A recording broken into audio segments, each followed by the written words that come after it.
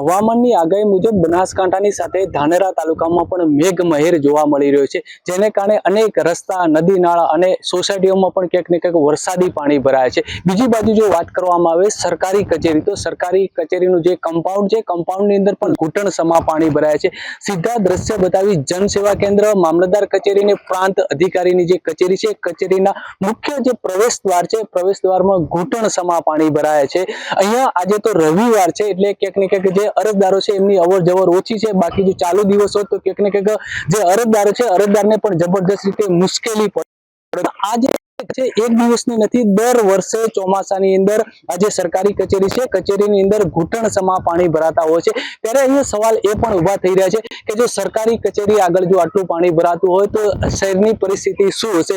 આ અધિકારીઓને દેખાતું નહીં હોય। અહીંયા મામલતદાર સાહેબની અવર જવર ચાલુ છે, પ્રાંત અધિકારીની અવર જવર ચાલુ છે અને સાથોસાથ સબ જેલ પણ અહીંયા આવેલી છે। ત્યારે અહીંયા સવાલ એ પણ ઉભો થઈ રહ્યો છે કે શું સરકારી તંત્ર પોતાની કચેરીમાંથી પાણી નથી નીકાળી શકતું, તો શહેરના જે અન્ય વિસ્તારો છે એમાંથી પાણી કઈ રીતે નીકાળતું હશે?